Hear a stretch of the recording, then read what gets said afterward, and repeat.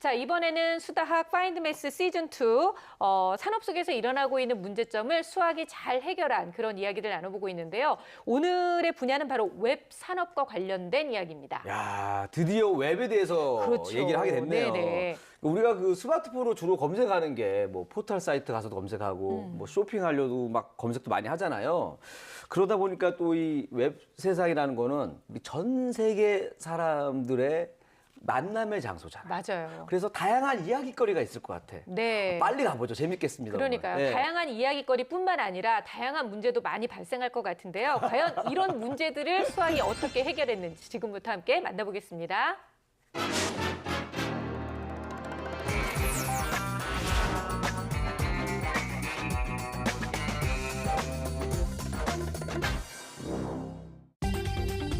다양한 정보가 넘쳐나는 온라인 환경.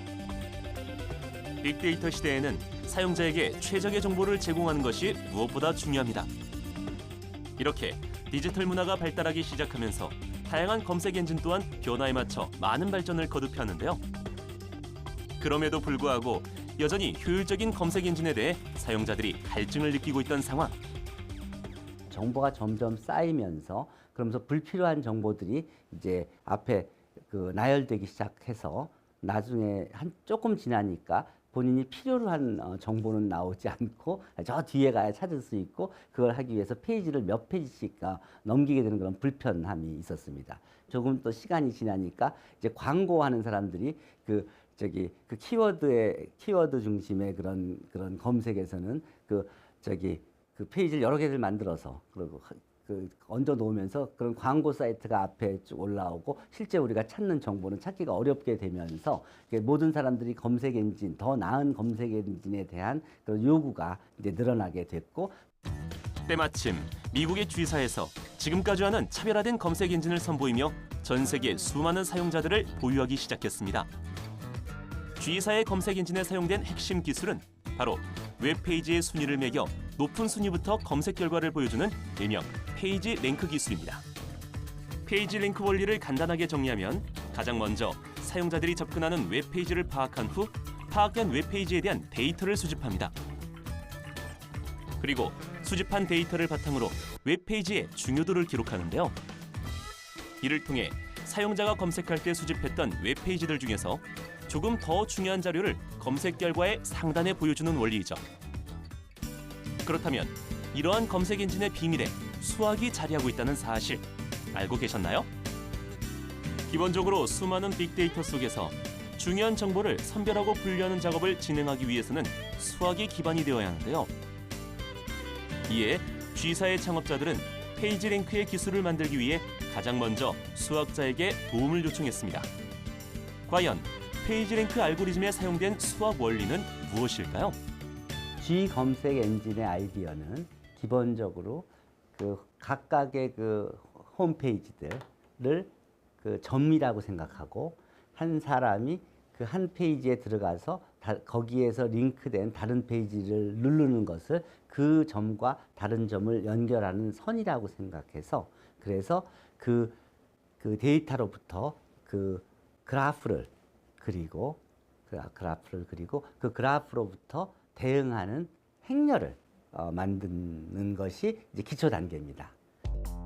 즉, 선형 대수학의 행렬과 벡터를 이용해 페이지 랭크 알고리즘을 만든 겁니다. 페이지 랭크 알고리즘이 만들어지는 과정 함께 보실까요? 가장 먼저 웹페이지들로부터 얻어진 연결 관계를 통해 행렬 A를 만들 수 있는데요. 이렇게 만들어진 행렬 A를 행렬 H, 행렬 S 등으로 변환시키는 과정을 거치게 됩니다. 그리고 여러 단계의 행렬 변환을 진행한 후 최종적으로 G 행렬을 생성하게 됩니다. 그리고 G 행렬을 사용해 웹페이지별로 순위를 매겨서 우선순위별로 사용자에게 정보를 제공하는 겁니다. 순수하게 수학적으로 접근한 G사의 새로운 아이디어는 인터넷 검색 엔진 시장의 새 패러다임을 제시했는데요. 페이지 랭크 기술은 아직까지도 다른 검색 엔진에서 따라올 수 없는 G사의 독보적인 기술로 평가받고 있습니다.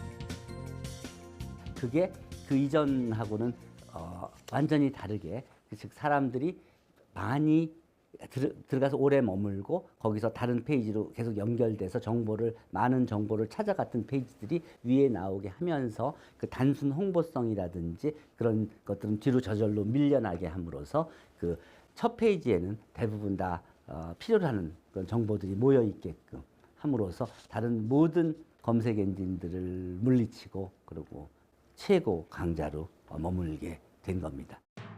수많은 정보들 속에서 사용자에게 가장 최적화된 정보를 찾아주는 검색 엔진. 이 검색 엔진을 만드는데 중요한 역할을 한 수학. 세상의 문제를 빠르고 정확하게 해결하는 힘. 바로 산업수학입니다. 예전에는 그런 경험들이 많았잖아요. 실제로 검색을 해서 보면 관련성 있는 걸로 첫 번째로 나와 있는 글을 딱 눌렀을 때 전혀 상관없는 내용들 막 뜰 때 그런 경험 있지 않았어요? 아, 있죠, 당연히. 제가 예전에 이제 그 김일희로 지금은 활동하고 있는데 네. 예전에 누가 이름 바꾸면 잘 된다 그래가지고 마감성으로 활동한 적이 잠깐 있었어요.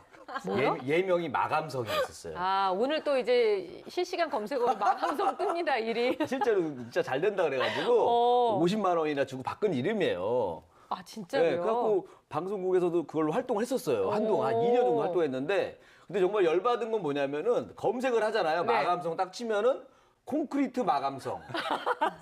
아줌마 감성 뭐 이런 거 나와요. 내 기사는 안 나오고.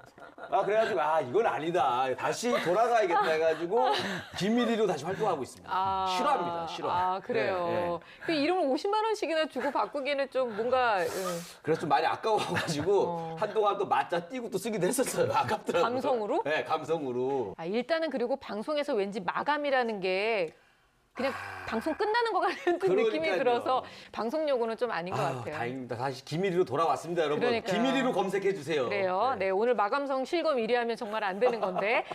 근데 이렇게 정말 오류를 없애고 진짜로 관련성이 있는 유용한 정보를 딱 찾을 수 있도록 만들어준 것이 바로 수학자들의 역할이라는 거잖아요. 근데 저희가 이제 그 영상에서 페이지 랭크가 나왔는데 이 부분에 대해서는 좀 정확한 설명이 다시 필요할 것 같아요. 네.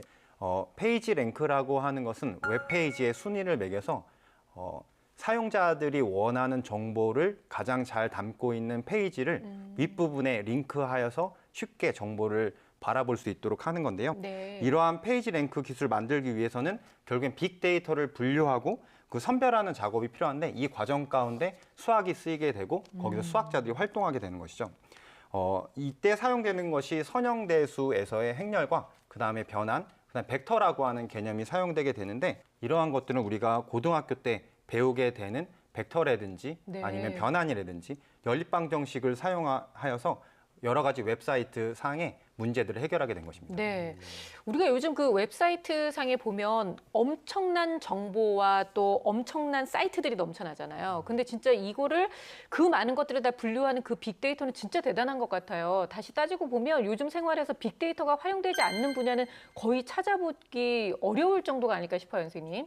그렇죠. 빅데이터를 기반으로 웹에 활용된 사례는 이렇게 영상에서 본 것처럼 검색 엔진 외에도 굉장히 다양하게 많거든요. 네. 뭐 예를 들어서 우리가 로그인을 하고 이제 뭐 들어가거나 포털 사이트에 들어가면 10대, 20대 연령별로 가장 많이 본 정보, 맞아요. 인기 검색어 뭐 이런 거 뜨잖아요. 그런 것도 다 빅데이터 기반이고 로그인을 하고 들어갔어요. 그럼 내가 몇 가지 정보를 검색해서 보면 이제 나에게 새로운 맞춤형 정보를 알아서 제공한단 맞아요. 말이죠. 그것도 빅데이터고 또 뭐 동영상 공유 사이트 같은 데 가서 내가 원하는 재밌는 동영상 몇 개 보고 나면 옆에 또 내가 관심 가질 만한 동영상이 쭈루룩 뜬단 말이죠. 네. 그것도 빅데이터 기반입니다. 또 쇼핑몰 혹시 가보셨으면 결제 안 하더라도 장바구니에 좀 담아둔 거나 클릭하면 조금 있다 그 관련된 옷이나 내가 찝었던 게 이렇게 뽀록뽀록 이제 광고처럼 뜨는 은근히 경우가 무서울 있어요. 때도 있어요. 네, 그게 다 그게 빅데이터를 활용한 네. 이제 정보 제공이거든요.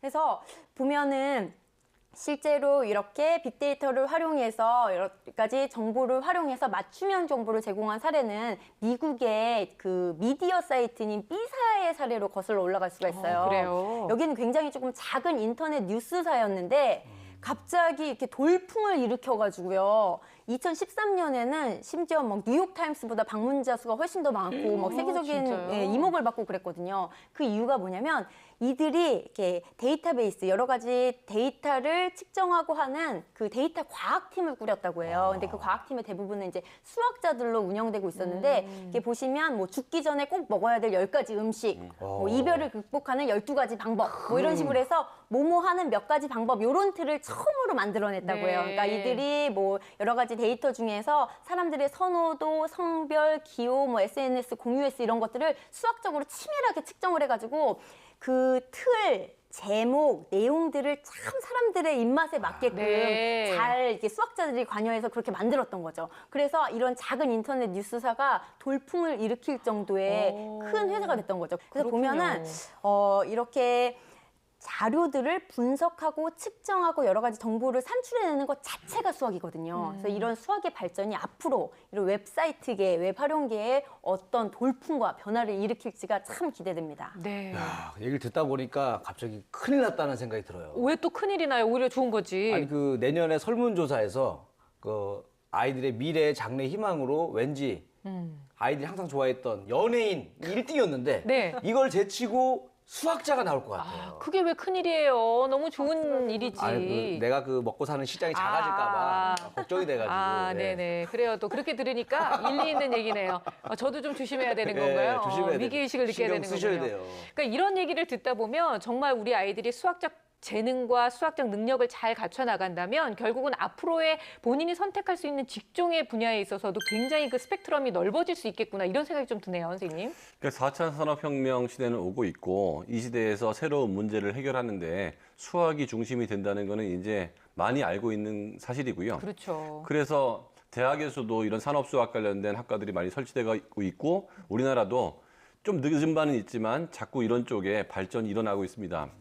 신석기 시대에는 좋은 돌 하나 갖고 있으면 힘이 될 거고 청동기 시대에는 청동으로 만든 칼을 하나 갖고 있는 것도 힘이 되는 것처럼 이제 4차 산업혁명에서는 수학 지식을 기반으로 한 이런 지식을 갖고 있는 것이 큰 힘이 될 수 있는데 이러한 눈에 보이지 않는 지식은 네트워크 혹은 웹, 그다음에 클라우드 컴퓨팅, 데이터베이스, 빅데이터 스토리지 이런 여러 분야에 있어서 핵심 기술이 되고 있고요. 지금과 같은 빅데이터 시대에는 기본 수학 개념을 익혀서 이를 프로그래밍이나 도구로 활용할 수 있다면 굉장히 미래형 인재라고 볼 수 있을 것 같습니다. 수학이 얼마나 매력적이냐 하면 사회가 발전할 때 문제가 생기는데요. 그 문제를 항상 수학이 해결해 왔다는 거예요. 네. 그래프 이론이 없었다면 오늘날의 SNS가 없었을 거고요. 선형 대수학이 없었다면 컴퓨터의 발전도 힘들었다고 보는 겁니다. 인터넷도 수학이 없었다면 그렇게 양질의 그 서비스를 할 수 없었다는 거고요. 이렇듯 수학의 필요성은 과거에도 컸지만 앞으로 훨씬 더 커질 것이고 네. 수학을 좋아하거나 수학을 전공하는 사람들의 미래는 더불어 함께 훨씬 더 밝아지고 있다고 볼 수 있습니다. 아, 수학이 없었다면 네. 가장 끔찍한 상상 한번 해보셨어요? 수학이 게 있을까요? 없었다면 수다학도 없었을 거 아니에요? 그러네. 놀랐어요. 상상만 해도 깜짝 놀랐어요. 직업이 없어질 뻔했어요. 유일한 밥벌이가 없어질 그러니까. 뻔했어요. 아니 근데 이런 얘기를 들으니까 아이들한테 지금 잘 안 풀리는 이 수학 이거 해서 뭐해 이렇게 생각할 게 아니라 이 문제를 차근차근 해결해 나가다 보면 결국은 이 미래 사회에 우리가 겪게 될 우리가 직면하게 될 사회의 어려운 문제를 우리가 해결해 나갈 수 있는 초석이 될 수 있다. 이렇게 생각하면 지금 푸는 수학 문제도 더 의미 있게 느껴지지 않을까 이런 생각이 듭니다. 아이들에게 많은 격려와 또 많은 힘 주시길 바라겠고요.